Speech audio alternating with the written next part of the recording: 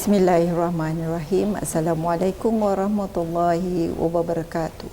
Alhamdulillahirabbil alamin. Wassalatu wassalamu ala asyrafil anbiya'i wal mursalin wa ala alihi washabbihi ajmain. Selamat datang ke Islamic Studies at UM. Ini adalah satu program yang santai, berbicara dengan ahli akademi pengajian Islam, mengetengahkan kepakaran mereka sebagai seorang penyelidik dan pensyarah, berkongsi hasil kajian berkaitan dengan pendidikan yang telah dijalankan. Baru-baru ini kita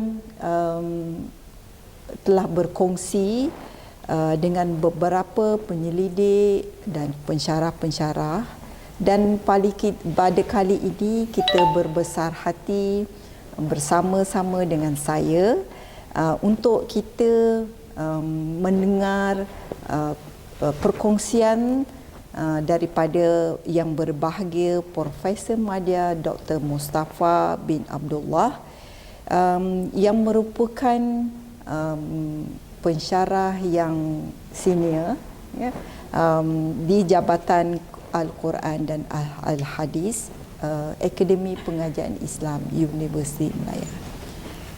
Selamat datang Dr. Mustafa ke program kita ni.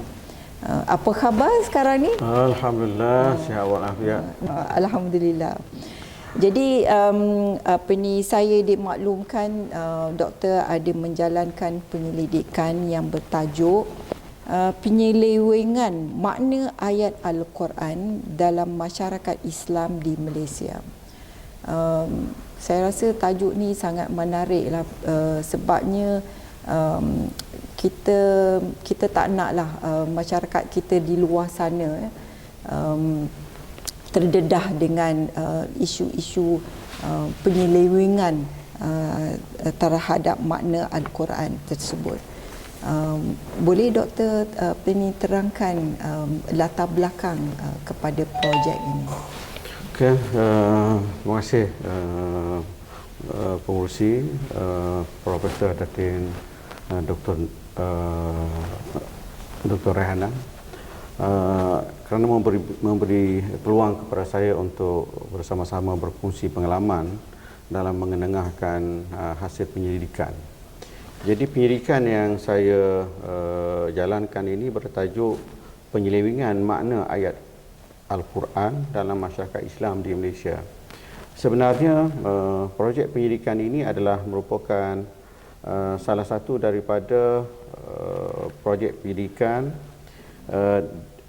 yang diberikan kepada saya dan juga rakan-rakan di jabatan, di mana projek pendidikan ini adalah merupakan grant UMRG, yang mana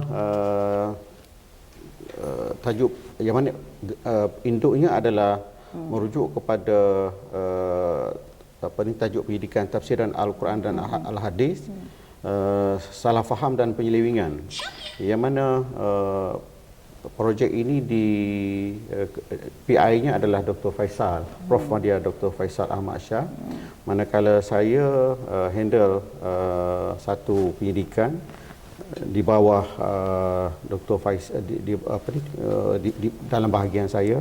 Dan begitu juga satu lagi di bawah penyelidikan Prof. Madya Dr. Munira.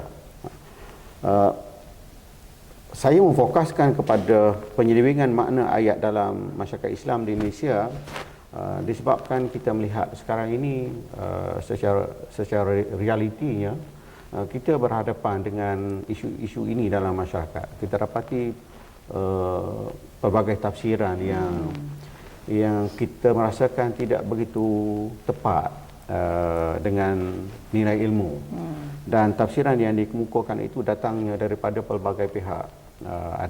Ada tafsiran itu datangnya daripada golongan yang berilmuan, tetapi mereka tidak menguasai disiplin Islamic Studies. tetapi mereka mempunyai kecenderungan dan minat yang mendalam sehingga akhirnya mereka melontarkan pemikiran mereka terhadap makna kepada ayat-ayat Al-Quran. Dan hasil daripada lontaran idea itu sebahagian yang kita dapati tidak menepati dengan maksud sebenar ayat Al-Quran itu. Boleh Dr. Mustafa bagi contoh yang kita kata popular di kalangan makna masyarakat, di kalangan masyarakat. Maksudnya makna yang dalam buku tu tulis berkaitan dengan penyelewengan makna di kalangan masyarakat. Okey, sekarang ini secara mudahnya boleh kita katakan berlakunya penyelewengan makna terhadap ayat Al-Quran dan penyelewengan itu tersebar dalam masyarakat disebabkan tafsiran itu datangnya daripada pihak-pihak yang ada kedudukan dalam masyarakat. Tapi kita sebagai Islamic scholars, kita melihat menjadi tanggungjawab kepada kita untuk membetulkan salah faham dan kesilapan itu. Sebagai contoh kepada salah faham atau bentuk penyelewengan, contohnya ialah dalam mentafsir ayat-ayat suci Al-Quran Karim, segelintir pihak ini mentafsir ayat suci Al-Quran Karim secara tidak tepat. Dan kita lihat faktor yang menyebabkan berlakunya ketidaktepatan itu adalah kerana mereka tidak menguasai disiplin ilmu Al-Quran, lalu akhirnya kalimah Al-Quran itu ditafsir secara literal. Sebagai contoh, dalam mentafsirkan ayat daripada surah Al-Jumu'ah, di mana Allah Subhanahu wa taala berfirman, "Idza nudiya lis-salati min yaumil jumu'ah fas'au ila dzikrillah." Yang bermaksud apabila kamu disuruh untuk menunaikan solat pada hari Jumaat, maka bersegeralah kamu untuk menunaikan untuk mengingati Allah SWT dengan menunaikan ibadat solat Jumaat itu. Tetapi mereka mentafsirkan yaumul Jumaah itu dengan hari perhimpunan.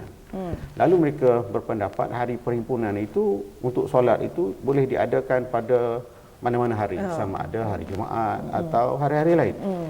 Jadi kesan daripada tafsiran itu menyebabkan ada munculnya selepas itu timbulnya satu gerakan untuk mencadangkan kepada pihak kerajaan supaya menukar solat Jumaat yang diadakan pada hari Jumaat itu seperti mana yang kita amalkan sehingga hari ini.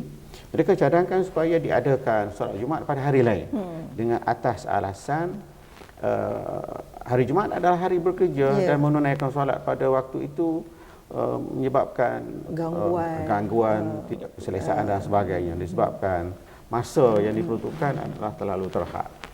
Jadi pandangan sedemikian adalah kesan daripada tafsiran yang awal itu. Jadi kita melihat perkara ini perlu diberi penerangan, penjelasan bahawa apa yang mereka lontarkan itu sebenarnya tidak tepat. Kerana apabila kita ingin menilai sesuatu tafsiran atau pandangan, perlu kita melihat sumbernya, sumber utamanya daripada Al-Quran, sumber utamanya daripada hadis Nabi, para sahabat dan para ulama yang muktabar. Jadi kita melihat tafsiran yang dikemukakan oleh mereka ini tidak tepatlah. Lalu akhirnya saya merasakan menjadi tanggungjawab kepada saya untuk memberi sedikit penerangan dengan harapan penerangan itu dapat memberi kefahaman kepada mereka tentang makna ayat Al-Quran yang sebenarnya seperti mana yang dijelaskan oleh Allah SWT dalam Al-Quran, dalam hadis Nabi dan dia diterangkan oleh para ulama muktabar. Jadi itulah. Rasanya bila makna Al-Quran itu diselewengkan, bahaya Dr. Mustafa? Ya, sudah pasti bahaya. Lebih lagi kepada generasi muda. Generasi muda, kalau generasi senior macam kita ni, kemungkinan kita tak ada masalah disebabkan kita sudah ada basic, sudah ada pengalaman, sudah ada ilmu pengetahuan dan sebagainya. Tapi bagi generasi anak-anak kita yang basicnya kemungkinan tidak sempurna. Jadi apabila mereka didedahkan dengan maklumat seperti ini, kemungkinan mereka teruja pada peringkat awalnya. Kenapa tak boleh ditukar pada hari lain selain daripada hari Jumaat? Menarik.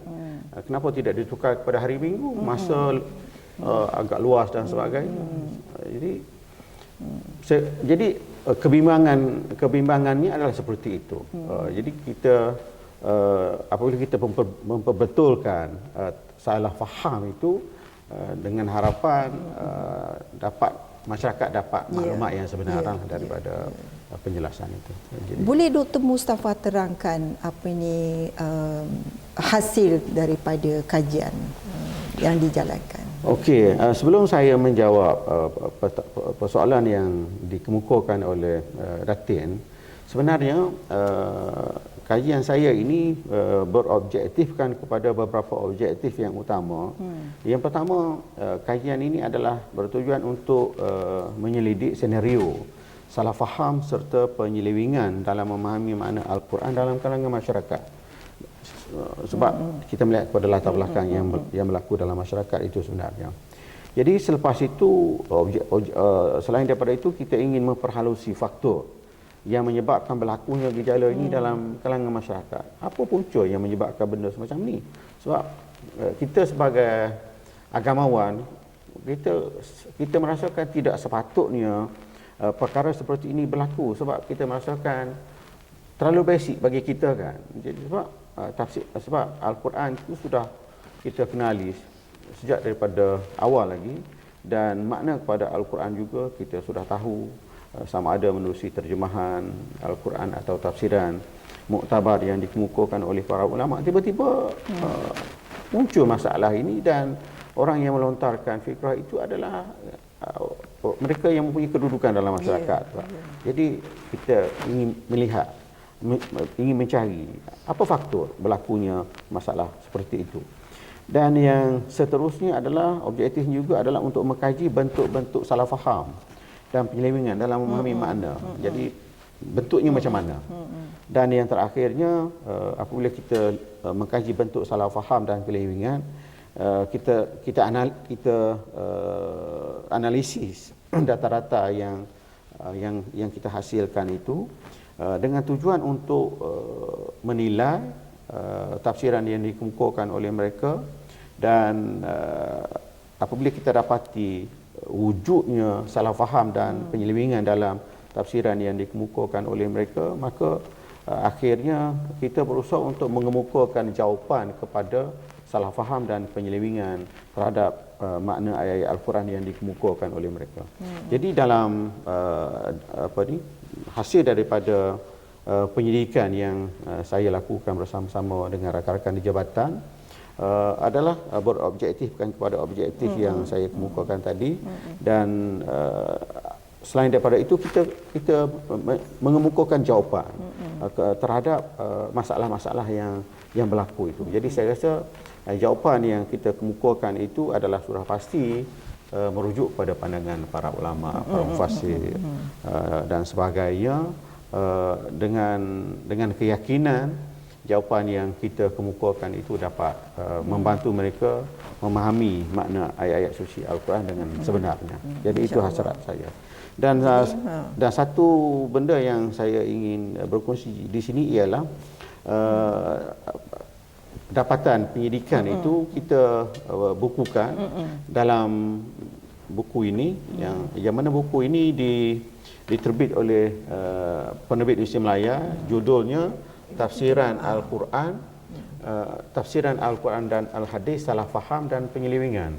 Dalam buku ini dia menghimpunkan hasil penyidikan yang saya lakukan, dan begitu juga dalam buku ini dimuatkan hasil penyidikan yang dilakukan oleh Prof. Madya Dr. Munira, yang mana beliau memfokuskan kepada penyalahgunaan ayat-ayat Al-Quran dalam industri. Dan dalam buku ini juga memuatkan hasil kajian daripada penyidikan yang dilakukan oleh Prof. Madya Dr. Faisal Ahmad Shah, yang mana kajiannya memfokuskan kepada isu-isu salah faham dalam hadis Nabi sallallahu alaihi wasallam. Jadi buku ini sebenarnya adalah dimuat dalam buku ini dapatan daripada 3 penyidikan oleh Prof. Mahdia Dr. Faisal, Prof. Mahdia Dr. Munirah dan saya sendiri. Jadi buku ini saya rasa bahasa yang digunakan untuk menerangkan berkaitan dengan penyelidikan yang Dr. Mustafa, bahasanya adalah mudah, okey, dan saya rasa penerangannya adalah memberi kefahaman kepada orang ramai, termasuk juga para ahli akademik untuk memahami berkaitan dengan kajian dalam buku ini. Jadi saya rasa kita menyuruh orang ramai supayanya membeli dan memiliki buku ini, dan kita boleh dapati di UM Press berkaitan dengan tajuknya memang menarik. Tafsiran Al-Quran dan Al-Hadis, salah faham dan penyelewengan. Dan itu adalah berkaitan dengan tajuk penyelidikan, tajuk penyelidikan yang dijalankan oleh sekumpulan penyelidik pensyarah di API UM. Jadi saya rasa dalam masa yang terhad ini sedikit saja apa implikasinya kajian ini terhadap masyarakat, polisi dan sebagainya. Sedikit. Saya meyakini, saya bersama rakan-rakan penyidik di jabatan meyakini ini adalah sumbangan kami kepada dunia akademik, dan ini adalah sumbangan kami kepada umat Islam seluruhnya. Jika mereka mempunyai ruang masa untuk meneliti dapatan daripada kajian dan jawapan yang kita kemukakan terhadap salah faham dan penyelewengan dalam tafsiran Al-Quran, maka saya merasakan pandangan yang kami kemukakan itu sudah pasti akan dapat membantu mereka memahami makna ayat-ayat Al-Quran seperti mana yang ditegaskan oleh Allah SWT dalam Al-Quran dan yang diperincikan oleh baginda Rasulullah SAW dan apa yang disebarkan oleh para ulama muktabar. Jadi apa yang kami lakukan adalah merupakan sedikit usaha untuk menyebar luaskan maklumat yang sebenar tentang makna kepada ayat-ayat suci Al-Quran Karim supaya dia dapat dimanfaatkan dengan sebaik mungkin oleh masyarakat Islam. Saya mengucapkan tahniah kepada Profesor Madya Dr. Faisal Ahmad Shah, Profesor Madya Dr. Monica Elias Munirah Abdul Razak, dan juga Profesor Madya Dr. Mustafa Abdullah, kumpulan penyelidik yang dapat menghasilkan dengan jayanya buku tafsiran Al-Quran dan Al-Hadis. Dan saya kira kita dah di penghujung program, dan saya sudahi dengan rancangan atau program ini dengan wabillahi taufiq wal hidayah. Wassalamualaikum warahmatullahi wabarakatuh. Assalamualaikum.